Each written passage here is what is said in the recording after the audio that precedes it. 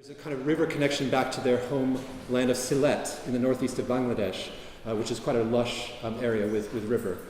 So there's sort of a river that runs through back to the homeland of Bangladesh, as well as the river Thames here. So let's please advance the slide. So I'll be talking about the children of immigrants, and we'll talk about culture. There are three questions that I brought up for this talk.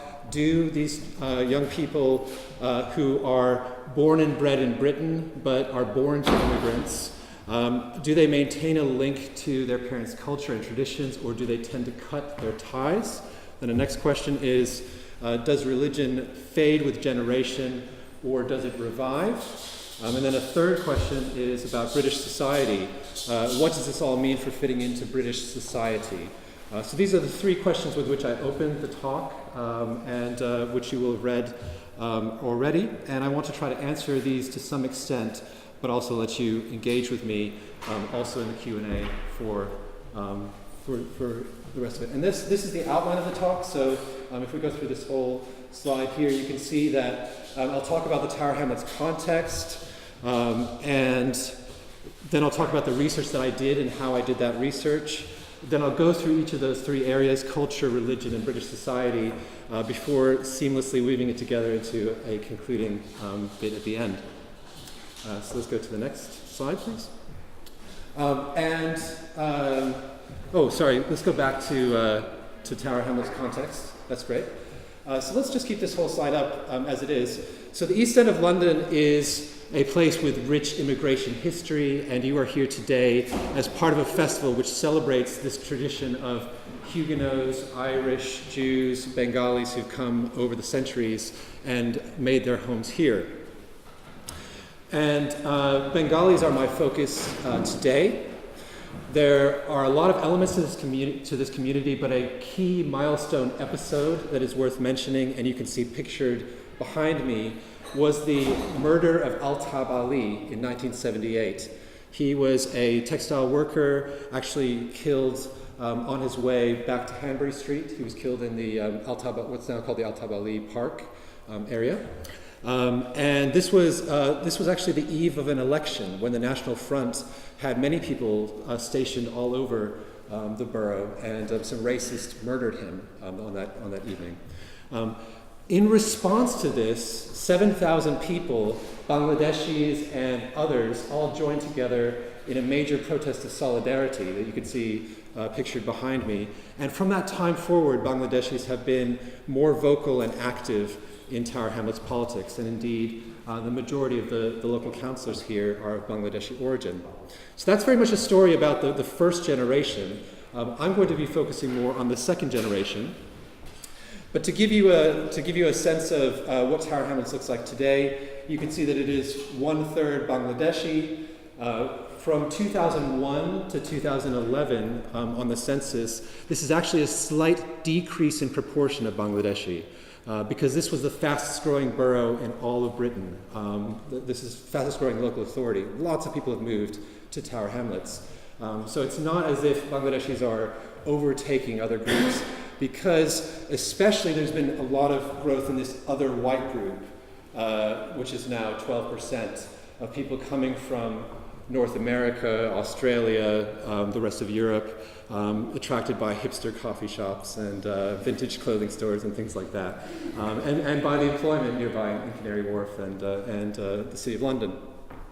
So you have to keep in mind, as I focus on Bangladeshis today, that they fit within this broader context of a relatively diverse borough overall, and also a growing borough with growing overcrowding and a lot of inequality in terms of those who are rich and those who are poor.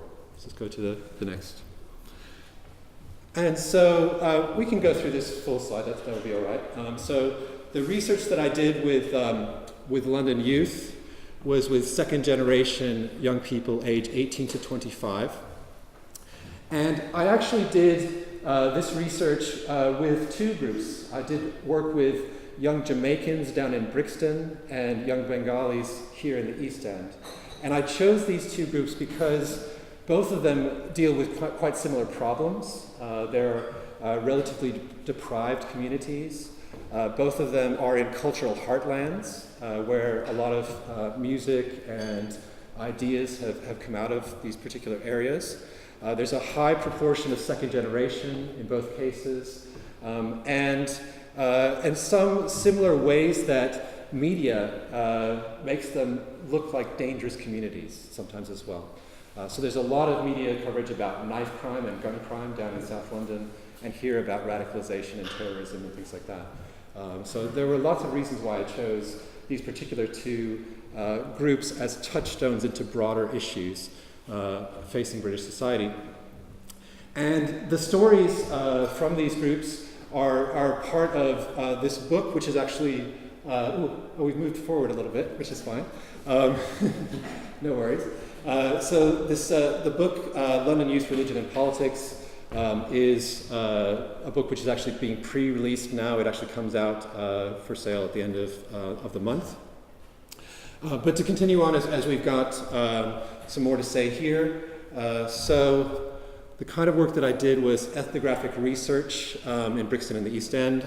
I did interviews with many different people, and stop it there for now. I did 60 in-depth interviews with young people, which will be more of the focus of what I talk about just now. And to just give you a sense of how this was done, I wanted to try to get a really varied view into what was happening among young people in Brixton and the East End. So I would walk around the streets, I would go to markets, I would go to the gym, go to Sainsbury's, and meet people that seemed like they might be in the right age group, and try to convince them to sit down with me for a 1-hour interview. I had £10 given to me by my university, which helped to sweeten the deal many times. But basically my goal was to try to find as varied a group of people as possible, so I went to very different types of places. I spent my Fridays going to mosque, my Saturdays going to a Seventh-day Adventist church in Brixton, and my Sundays going to a Pentecostal church in Brixton, with all the different meals and festivities that happened around those things as well. So I was quite involved in getting to know these places.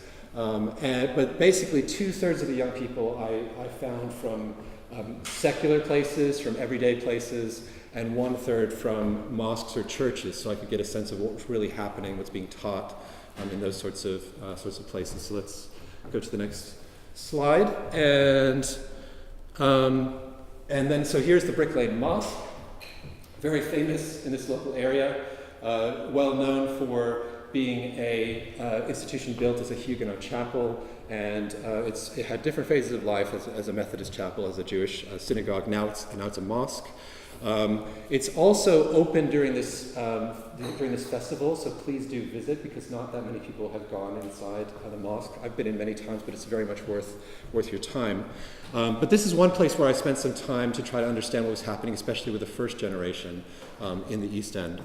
Let's move to the next picture. This is this is Whitechapel Road Market, giving you a sense of some of the places where I would go around and meet people to recruit them for the research. Let's go to the next, which is the East London Mosque, which is also very familiar to many of you. And this is a very effective mosque and a very, very large, impressive mosque with many different programs. It has its own gym on site, it has multiple schools, and it's extremely effective at youth work and programs that are exciting for young people, like football and other things like that.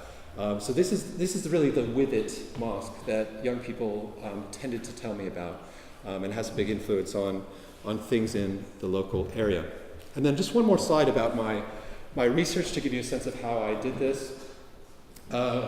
One thing that I would do is I would sit down with young people and I would give them this full range of possible identities or ways of thinking of themselves, and then I would have them rank these in order of the ones which were strongest for them. So you can see here this idea of Muslim, British, Bangladeshi, Asian.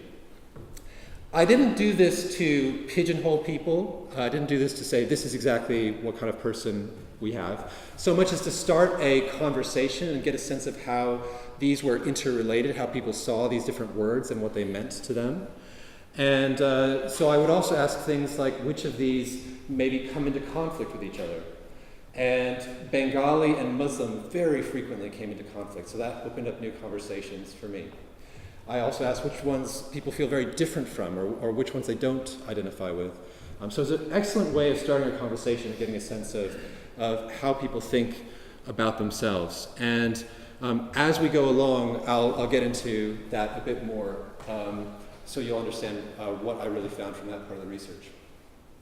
So when we think about this first question that I've asked about culture, about if people do connect with their parents' culture or if they cut their ties, there are three main ways, there are actually maybe more, but three ways that we could talk about this happening. One of them is the idea of continuity, that the parents' traditions and culture are carried forward, and these are some examples of what people might say. We have this tradition every year, or my mother always says.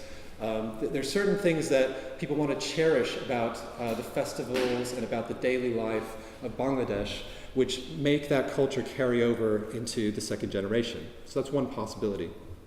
Another one is this idea of being between two cultures, that people feel like they're torn between being Bengali or being British or English. There's a sense that they don't fit into either one, and they really had to get away from the Bengalis in order to feel like they really could assimilate and fit into society, or they feel very, very distant from society because they're very, very Bangladeshi. So that's a really problematic one. And then the final one is a kind of religion versus culture idea, where people make a real strong distinction between religion and culture and say that something about their parents' culture is not quite right, their understanding is not quite right, or it's kind of outdated.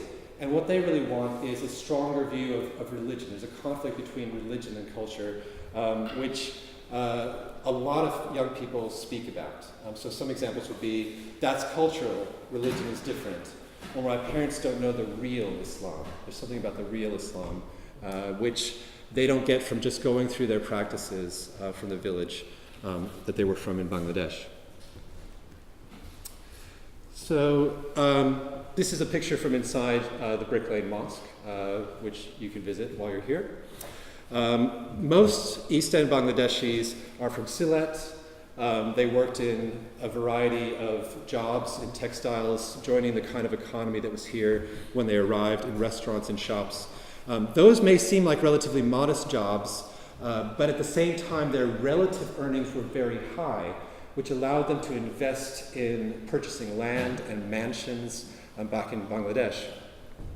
And in the Sylheti language, the word London has come to stand in for Britain overall, and Londonis are people who have made their lives and made their ways here and send back their funds to invest in Bangladesh. So there's a sense of a Londoni who's often a very profitable person.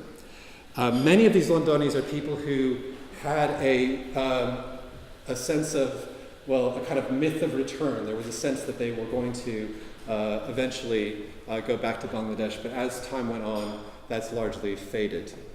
So I see we've moved to a little further on. Let me just see where we are. Okay, so now if we think about the second generation, so that was a little bit about the first generation. And on this, we can see that young people have different ways of connecting to Bangladesh. Some of them, in fact, many of them travel for roots visits to Bangladesh to reunite with their families, and their parents are quite insistent that it's important for them to come. And some of them very much enjoy this. So Salma, as you've been able to read here, speaks about how she would watch women making rice from the little grains. We'd make a lot of food, handmade food, and dry it on the rooftops. It was all really, really natural and really, really different. And then at the same time, lots of youth maybe enjoy those as holidays, but don't actually relate very much to Bangladesh as a place for them.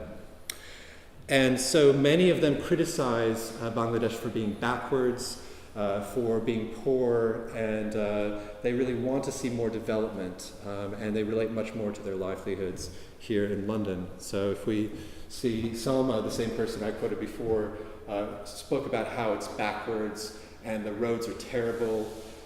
Some people spoke about the NHS being far superior to any coverage they might have had, or the people don't really have that kind of coverage.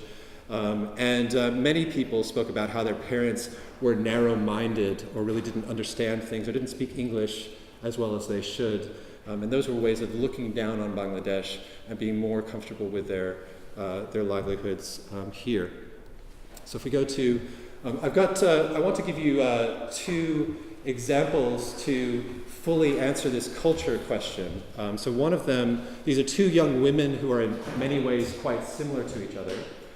One of them is Yasmin, who I interviewed at Starbucks, and she's University of London educated.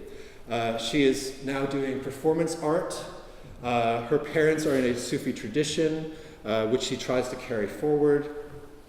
She told me that she can't deny being Muslim, so it's an interesting way of phrasing it.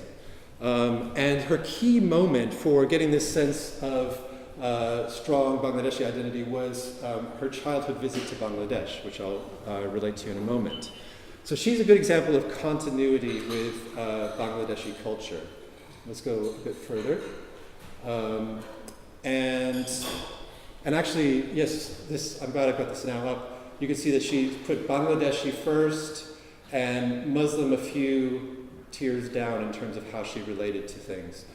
She has kind of a Sufi perspective, an overall spiritual perspective and ethical perspective on life, which is relatively unusual among these Bangladeshi young people. So let's see a little bit more from Yasmin. So she describes the visit. She says, "I was 11 when I went. We initially said we were going to stay there for 6 weeks for the whole summer break, but it extended to 6 months. And that was purely because we didn't want to come back. Myself, my 2 sisters, and my mum, we were in a house and going there and seeing my father's grave, which was over there, and being in the village that my parents grew up in as husband and wife." And then, that for me was the place I needed to be at that particular time in my life. My sister felt exactly the same. I was 11, one of my sisters was 12, and my other sister was 18. The gap is quite large between myself and my other sister and the 18-year-old, but we had a common ground, which was we are home. It was just literally seeing another life that was ours. And this gives you that really strong sense of continuity. She identifies so strongly and actually sees that Bangladesh has found her rather than she finding Bangladesh in some ways. That going there, it's just matched in with her personality, with her strong relationship with her mother and formerly with her father. So this is a very strong narrative of continuity and wanting to cultivate those ties with Bangladesh. Let's go to a contrasting perspective, which is Rubina, who I interviewed at a Muslim coffee shop, a fair trade Muslim coffee shop, which had opened on Whitechapel Road. She's also University of London educated. She wants to be a writer. She's the most religious in her family. She calls herself a very strong Muslim, highly active in local Muslim circles and in the charity Muslim Aid. And a key moment for her was Umrah, or the Lesser Pilgrimage to Mecca and Medina. She's a good example of what could be called deculturation, or kind of stripping away culture, cutting the ties with culture to have a more pure and perfect sense of Islamic identity. She's a great example of that. And so you can see that Muslim is first for her, and then she's got a set of other things that she identifies with. But clearly, it was first by a long margin. It was very important to her to think of herself as a Muslim preeminently over everything else. And so I have a small story from her as well, a little piece from her, and I'll give you a bit of a story in a moment. She says, "Islam for my relatives in Bangladesh is just a bunch of culture and traditions. My Islam that I live here is a faith. They don't understand the concept of keeping a faith. Rather, it's a bunch of obligations that you must do. You must do this, you must do that. Oh no, you can't marry someone that's in a lower caste than you. But Islamically, of course you can." So she's coming to grips with things like arranged marriage and this sort of sense of obligations that come from her parents. And she's trying to articulate a kind of sense of freedom for herself as a Muslim, and win the arguments over her parents to be able to have more and more freedom. And if we go back to Yasmin one more time, she says that people like Rubina, their perspective on Bengali culture and their perspectives on religions are completely different than mine because there's a separation. In my mother's household, we embrace the two, but in their household, they divide the two. And so she feels like an outsider in Tower Hamlets, and Yasmin is very much the exception that proves the rule. She's a very unusual person among the young people that I talk to, because many, many more of them either fit the profile of Rubina or still say some of the same types of words that Rubina would say about how Islam and Bengali culture are in conflict and in clash. So whether or not they're quite as fully formed in their views as Rubina, there still is a very strong set of stories out there that there is a clash and that Islam should be more important for young people. So let's move to now we've kind of naturally segued to religion. And so absolutely the clearest thing that I found from doing this identity ranking exercise was this idea of being Muslim first. It was completely clear from doing this with many people. So Asma told me, for me, religion is really important, so I would say I'm a Muslim first. It doesn't matter what culture I'm from, etc., etc. So being Muslim relativizes all other ways that you could think of yourself. And this is true for 30 out of 34 Bangladeshis that I talked to. So it's, I gave them a lot of choices on the table. There were many things they could have said, but 30 of them said Muslim was most important. And it certainly is true that organizations like the East London Mosque at that time were actively talking to people about being Muslim, and were very much part of this set of narratives. Another mosque that I should mention as well is Dar al-Ummah in Shadwell, is another mosque that has some similar views on these topics. And just comparing to my other research, there was nothing like this among young Jamaicans. There was a sense that race was important, but nothing obvious came forward in terms of what people would all say. And in terms of Muslim first, let me just say that this is something I did that I found with 30 out of 34 people. And even those who didn't choose Muslim first felt guilty about it or had to explain themselves to me.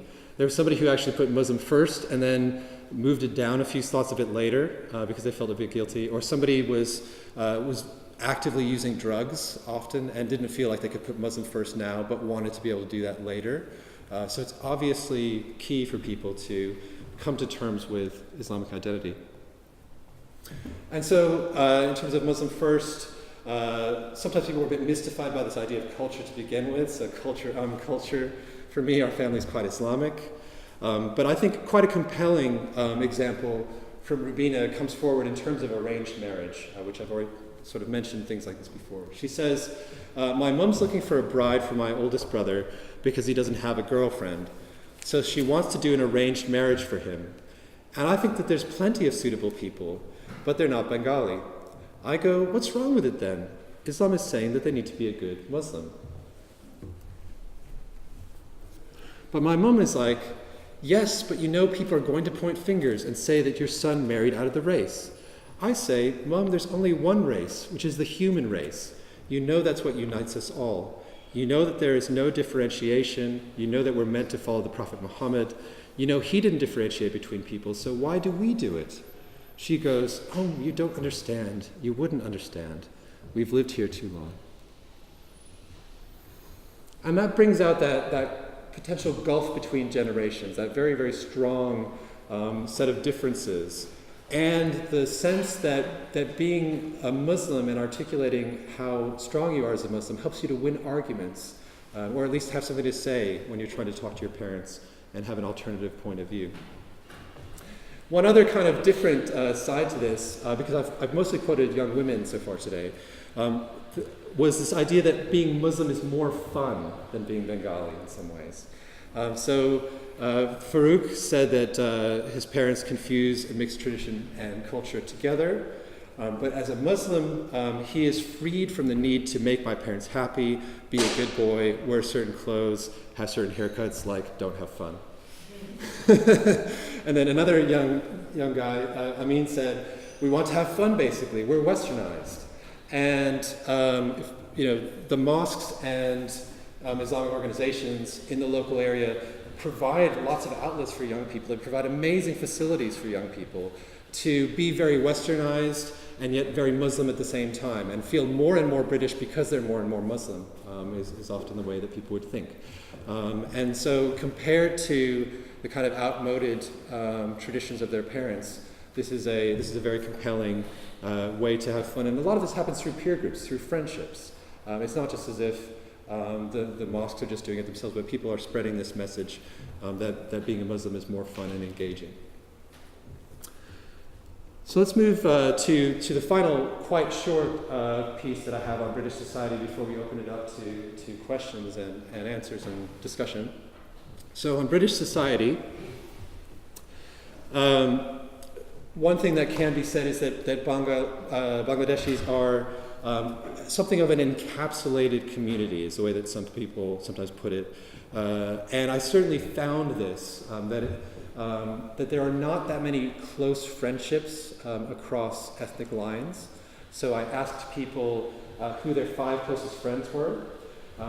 They named them all to me, and then I asked them later about religion and ethnic group. And almost every time they would name 5 Bengali Muslims, because that's who they have to choose from in their age bracket, largely in this area. But certainly it's quite a safe and sheltered community in many ways. People feel at home in Tower Hamlets, and they don't feel threatened.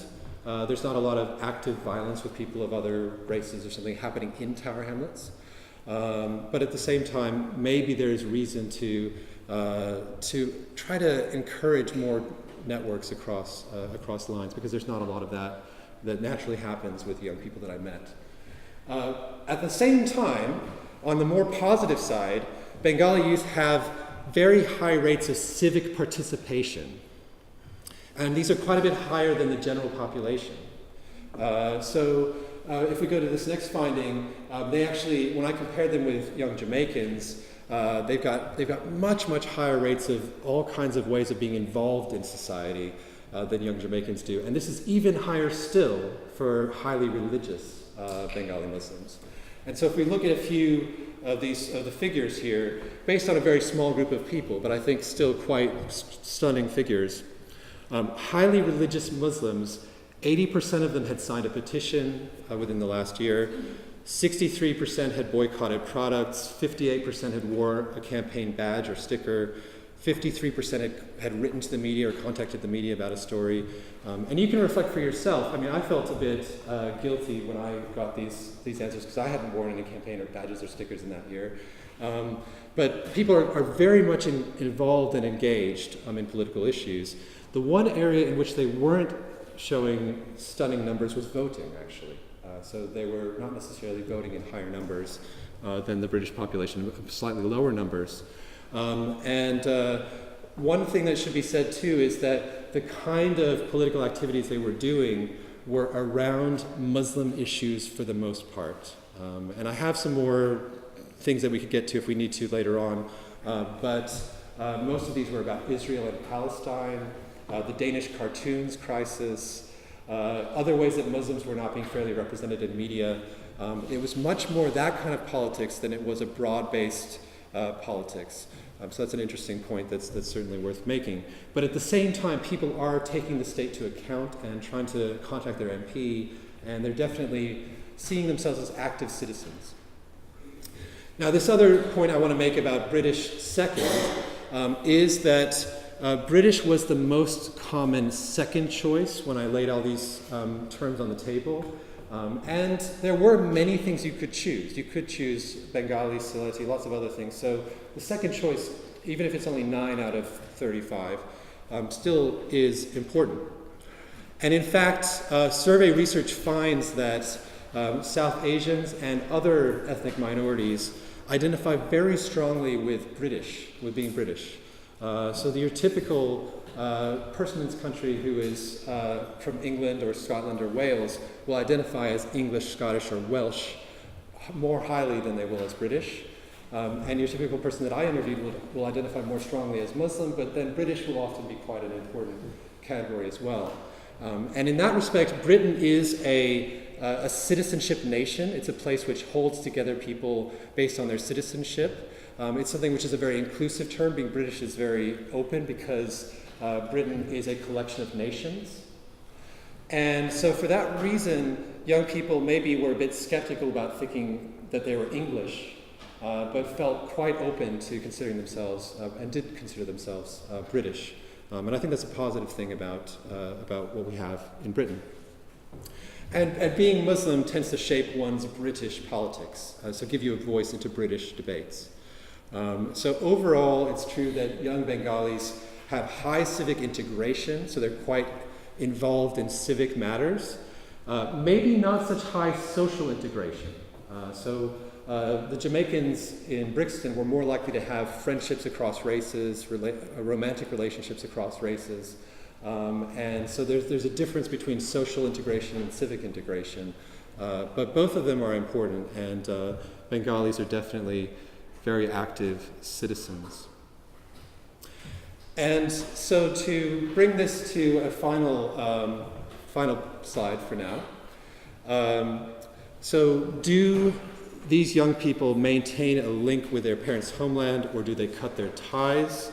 I have found that it tends to be that they are cutting their ties, or there's a sense of generation gap. Obviously, there's a lot of different ways that things can happen, but there is some degree of cultural amnesia, as people are not necessarily keeping up the traditions of their parents very much. But of course, we have to put that into the scope of history of this area, where Huguenots and Irish and Jews, to different extents, assimilated and forgot some of the cultural traditions of their parents. So it's not unusual for this kind of thing to happen. Maybe what is a bit more unusual is this aspect of religion, that religion is very, very strong and very mobilized and extremely important, not only for somebody's self-perceptions, but also for the way that they engage in society more broadly. So these Muslim first identities are a major aspect of what young people talk about. And what does this all mean for British society? Well, these young people are highly civically integrated, but they are doing that on their own terms. They have their own issues that they're interested in bringing to the table, and they want to bring their own unique voice forward, and I think it's very important for us to listen to that. Thank you.